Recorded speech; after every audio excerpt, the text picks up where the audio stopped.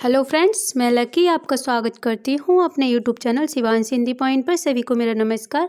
I hope आप सभी बहुत अच्छे होंगे और अपने एग्जाम की तैयारी लगातार और बहुत अच्छे ढंग से कर रहे होंगे। फ्रेंड्स, डीएसएसबी के लिए मॉक टेस्ट का महा रिवीजन चल रहा है, जिसकी हमारी सीरीज ये 3 है।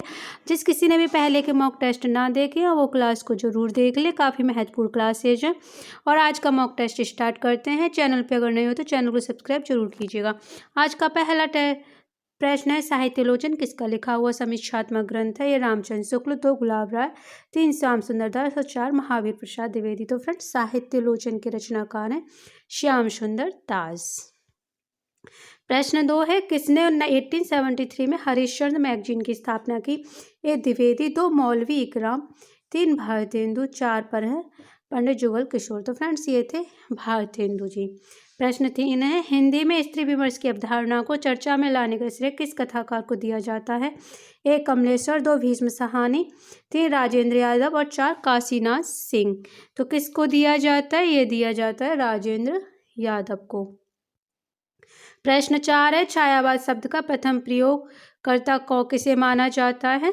ए राधा कृष्ण गोस्वामी, 2 आचार्य रामचंद्र शुक्ल, 3 जयशंकर प्रसाद, 4 मुकुटधर पांडे। तो फ्रेंड्स, ये माने जाते हैं मुकुटधर पांडे।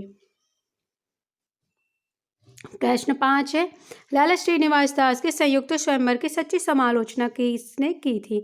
ए रामचंद्र शुक्ल, 2 भारतेंदु हरिश्चंद्र, 3 बद्रीनारायण चौधरी प्रेमघन और 4 पर हैं बालकृष्ण भट्ट। तो फ्रेंड्स, ये थे बालकृष्ण भट्ट। प्रश्न 6 है, निम्नलिखित में से पश्चिमी हिंदी की बोली नहीं है? ये ब्रजभाषा, 2 बुंदेली, 3 है कन्नौजी, 4 है मगही। तो फ्रेंड्स, मगही नहीं है। ब्रजभाषा, बुंदेली, कन्नौज तीनों ही पश्चिमी हिंदी की बोली हैं। प्रश्न 7 है, मैं साहित्य को मनुष्य की दृष्टि से देखने का पक्षपाती हूँ, यह किस आचार्य की युक्ति है? ए महावीर प्रसाद द्विवेदी, 2 रामचंद्र शुक्ल, 3 हजारी प्रसाद द्विवेदी और 4 नंद दुलारे वाजपेयी। तो फ्रेंड्स, ये कहा था हजारी प्रसाद द्विवेदी जी ने।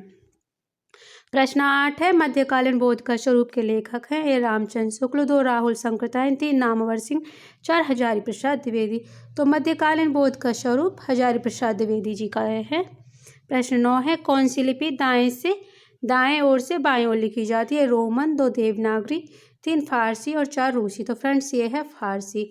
और देवनागरी की बात करें तो बाएं से दाएं लिखी जाती है। प्रश्न 10 है, हिंदी साहित्य में शुक्ल जी का वही महत्व जो उपन्यासकार प्रेमचंद या कवि निराला का है, यह कथन किसका है? ए डॉक्टर नंद दुलारे वाजपेयी, 2 डॉक्टर रामविलास शर्मा, 3 डॉक्टर नगेंद्र, 4 पर हैं डॉक्टर दीनदयाल गुप्ता।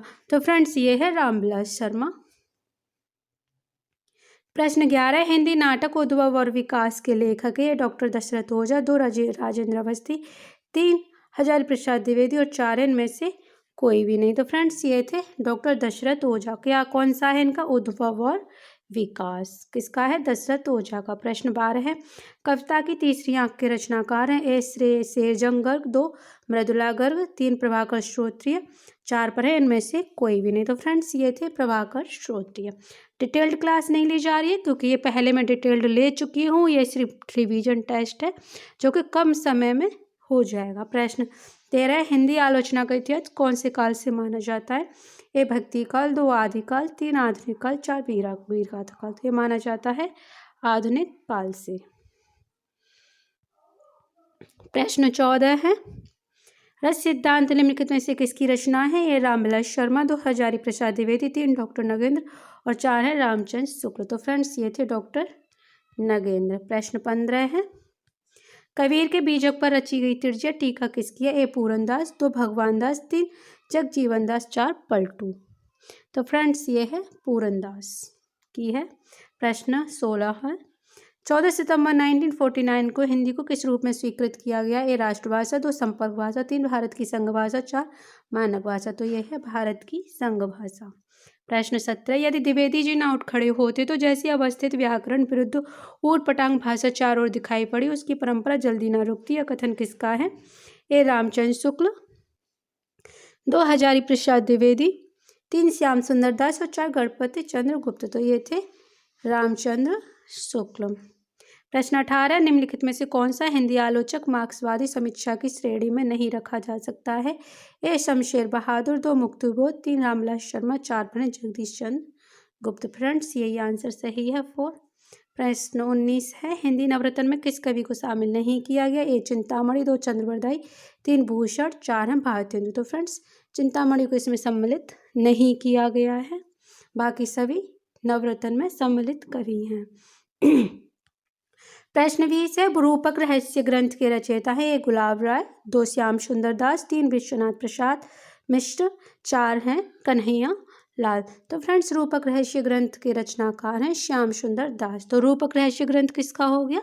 श्याम सुंदर दास का। प्रश्न 21 है, आधुनिक काल में गद्य का विकास सबसे पहले प्रधान साहित्य घटनाएं कथन के आलोचक हैं? रामचंद्र शुक्ल, 2 नगेंद्र, 3 हजारी प्रसाद द्विवेदी, 4 है रामविलास शर्मा। तो फ्रेंड्स ये कथन है रामचंद्र शुक्ल का, जो बार बार एग्जामों में आया हुआ है। प्रश्न 22 है, बाबू श्याम सुंदर दास किस रूप में प्रसिद्ध हैं? ए प्रयोगवादी, 2 छायावादी, 3 व्यंग्य लेखक, 4 आलोचक। तो ये हैं आलोचक। प्रश्न 23 है, कहानी नई कहानी पुस्तक के लेखक है? ए देवी शंकर अवस्थी, 2 राजेंद्र यादव, 3 नामवर सिंह, 4 अज्ञेय। तो फ्रेंड्स ये हैं नामवर सिंह। प्रश्न 24 है, हिंदी कहानी संदर्भ प्रकृति आलोचना पुस्तक के लेखक है? ए देवी शंकर अवस्थी, 2 राजेंद्र यादव, 3 नामवर सिंह, 4 मधुरेश। तो ये हैं देवी शंकर अवस्थी। फ्रेंड्स ये आज का लास्ट प्रश्न है, भाषा के व्याकरण संबंध आदर्श रूप को क्या कहते हैं? मानक भाषा, 2 काव्य भाषा, 3 लोक भाषा, 4 जन भाषा। तो ये कहा जाता है मानक भाषा। आगे की प्रश्नावली मैं कल कराऊंगी, कल भी छोटा सा ही मॉक टेस्ट लिया जाएगा, लेकिन वो काफ़ी महत्वपूर्ण होगा। तो फ्रेंड्स अगर क्लास पसंद आई हो तो लाइक शेयर जरूर कीजिएगा और चैनल को सब्सक्राइब जरूर कीजिए, जिससे कि आने वाली हर वीडियो का नोटिफिकेशन आपको टाइम पर मिल जाए। मिलते हैं कल के मॉक टेस्ट में। वीडियो देखने के लिए धन्यवाद।